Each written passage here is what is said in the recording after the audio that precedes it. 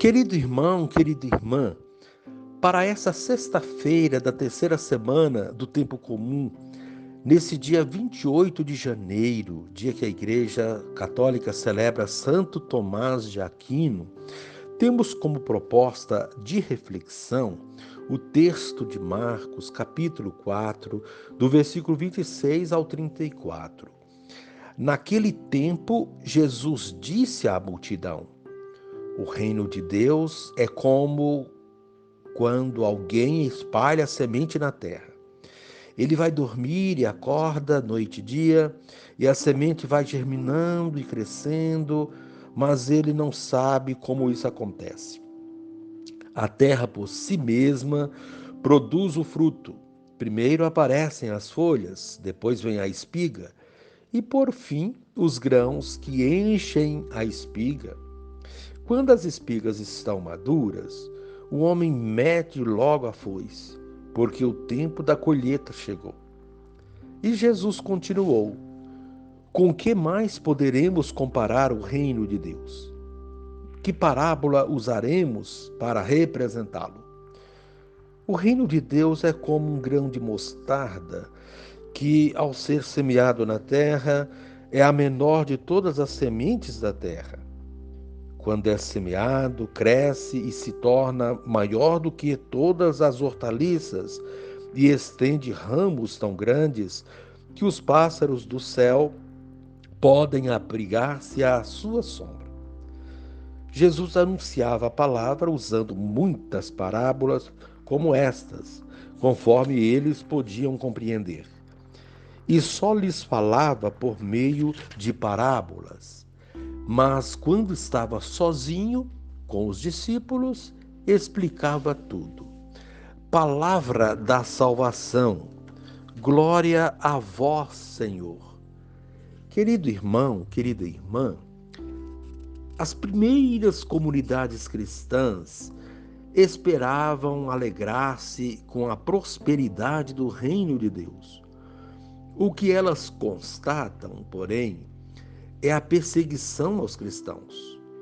O que aumenta de fato são as doutrinas que surgem confundindo a cabeça dos seguidores de Cristo. Hoje não é diferente. Ainda se encontra alguém que se diz ateu. Topamos com pessoas que zombam dos que professam a fé cristã. Existe em muitos lugares declarada perseguição aos cristãos. Será que esse turbilhão ameaçador vai devorar os pequenos, os humildes, os tementes a Deus, os que procuram fazer a vontade de Deus? Jesus explica que o reino de Deus não vem de modo ostensivo, barulhento. Sua implantação requer tempo, paciência e perseverança de nossa parte, junto com o poder de Deus. É assim que o reino abrangerá todos os povos da terra. Querido irmão, querida irmã, mesmo com tanta crise, com tanta coisa ruim acontecendo, com tanto desmantelo no mundo, experimentamos cada dia que o reino de Deus está entre nós, está acontecendo, está em gestação. É obra de Deus, com nossa pequena colaboração. Por meio do seu Filho Jesus, Deus está semeando um mundo novo de comunhão, de paz, de reconciliação. Jesus está conosco até a consumação dos séculos, como prometeu. Não nos abandona. O seu Santo Espírito atualiza sua presença e sua ação redentora. O reino já está entre nós, como germe, em semente plantada, como grão de mostarda, que se tornará um belo arbusto. Enfim, um dia, como no final de uma grande colheita, o reino aparecerá pleno, surpreendente. Querido irmão, querida irmã, a proposta para esse dia é rezar como no Pai Nosso. Venha a nós o vosso reino. Reze agora comigo, querido irmão, querida irmã. Ó Jesus, Divino Mestre, usa as parábolas para que teus ouvintes possam melhor entender tua mensagem. Então comparas o reino de Deus a uma semente minúscula, que depois se transforma em árvore frondosa. Dá-nos, Senhor, fé e esperança, enquanto aguardamos os frutos do reino de Deus. Amém.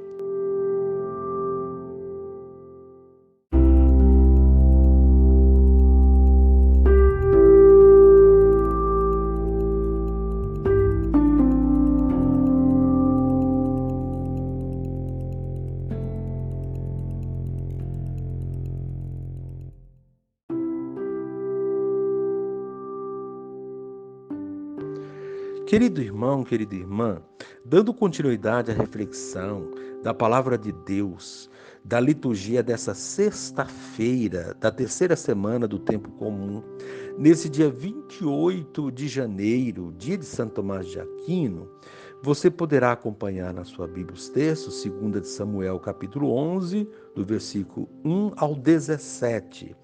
Também o texto de Marcos, capítulo 4, do versículo 26 a 34, e rezar o Salmo 50. Uma vez que você já ouviu a proclamação do Evangelho com a reflexão, você poderá agora acompanhar também a leitura do segundo livro de Samuel com o acréscimo da reflexão aplicada à vida. No ano seguinte, na época em que os reis costumavam partir para a guerra, Davi enviou Joabe com os seus oficiais e todo Israel, e eles devastaram o país dos amonitas e sitiaram Rabá. Mas Davi ficou em Jerusalém. Ora, um dia, ao entardecer, levantando-se Davi de sua cama, pôs-se a passear pelo terraço de sua casa e avistou dali uma mulher que se banhava. Era uma mulher muito bonita.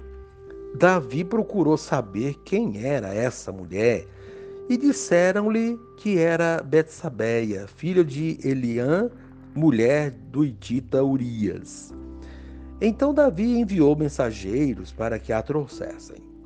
Ela veio e ele deitou-se com ela. Em seguida, Betsabeia voltou para casa. Como ela concebesse, mandou dizer a Davi: estou grávida. Davi mandou esta ordem a Joabe: manda-me Urias, o hitita. E ele mandou Urias a Davi. Quando Urias chegou, Davi pediu-lhe notícias de Joabe, do exército e da guerra, e depois disse-lhe: desce à tua casa e lava os pés. Urias saiu do palácio do rei, e em seguida este enviou-lhe um presente real. Mas Urias dormiu à porta do palácio com os outros servos do seu amo, e não foi para casa. E contaram a Davi, dizendo-lhe: Urias não foi para a sua casa. Davi o convidou para comer e beber à sua mesa e o embriagou. Mas ao entardecer, ele retirou-se e foi se deitar no seu leito, em companhia dos servos do seu senhor, e não desceu para a sua casa. Na manhã seguinte, Davi escreveu uma carta a Joabe e mandou-a pelas mãos de Urias. Dizia nela: colocai Urias na frente, onde o combate for mais violento, e abandonai-o para que seja ferido e morra. Joabe, que sitiava a cidade, colocou Urias no lugar onde ele sabia estarem os guerreiros mais valentes. Os que defendiam a cidade saíram para atacar Joabe, e morreram alguns do exército da guarda de Davi. E morreu também Urias, o hitita. Palavra do Senhor. Graças a Deus. Querido irmão, querida irmã, Estamos vendo nesta semana que todos nós temos uma missão que pode ser comparada à do agricultor que semeia a semente na terra e aguarda que ela germine, acompanhando o seu crescimento até a colheita. A missão pode ser árdua e, às vezes, exige a doação da própria vida. Exige atenção constante e coerência com os propósitos de Deus a nós confiados. Na primeira leitura de hoje, temos um dos trechos mais impactantes do segundo livro de Samuel. A atitude de Davi em relação ao heteu Urias e sua esposa. Um ato bárbaro com desfecho ainda pior. Davi se deita com a mulher de seu funcionário e a engravida. Depois manda colocar seu esposo Urias na linha de frente da batalha para que morra.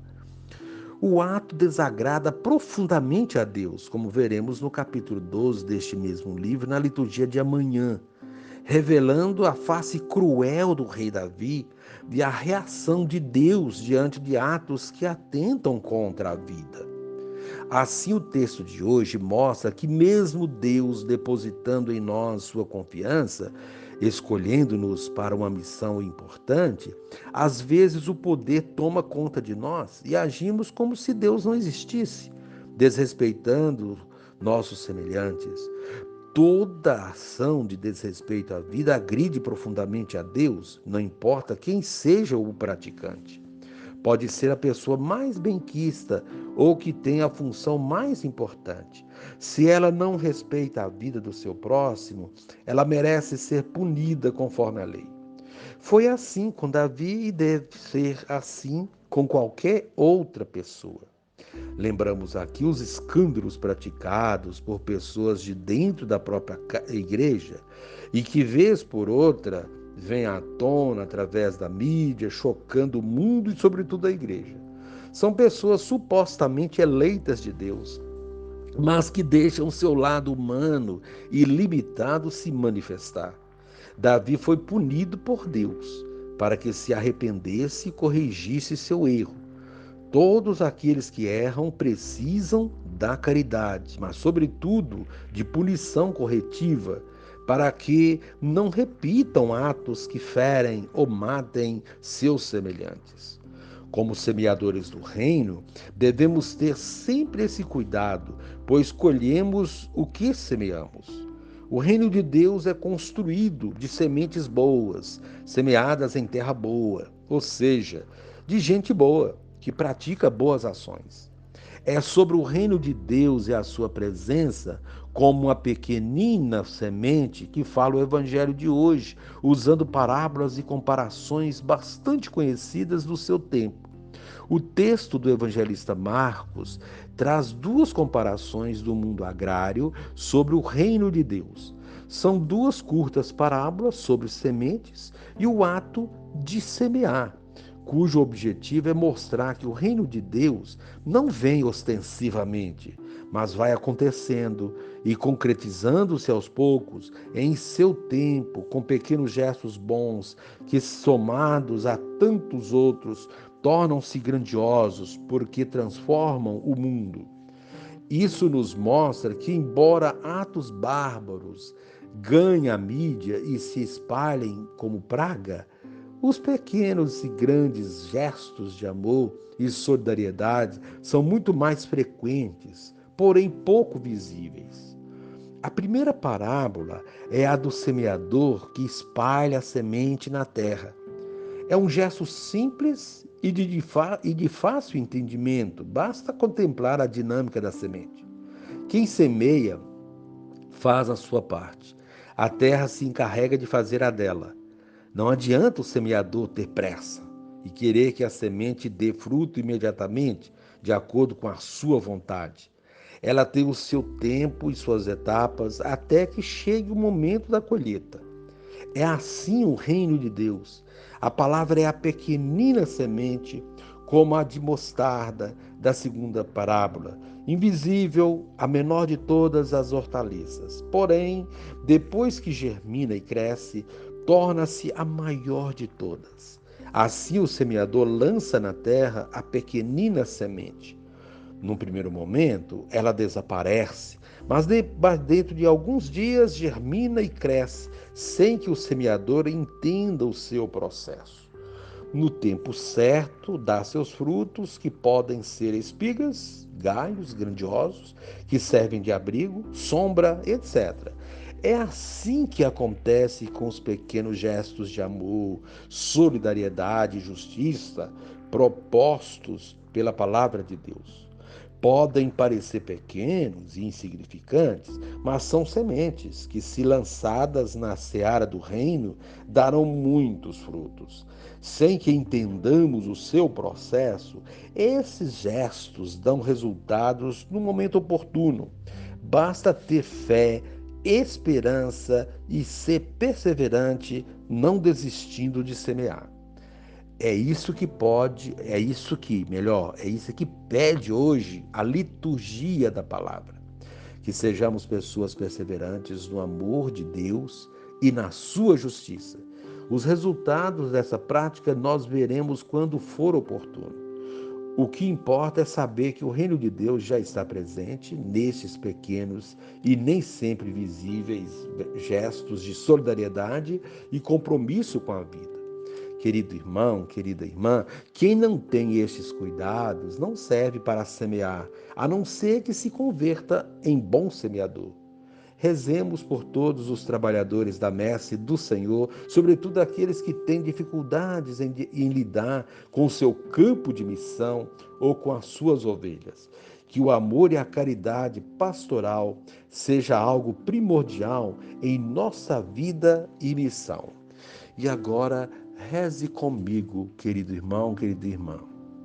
Divino Espírito, como apóstolo, livra-me da impaciência que me leva à tentação de querer impor ao reino uma dinâmica que não corresponde à vontade do Pai. Amém.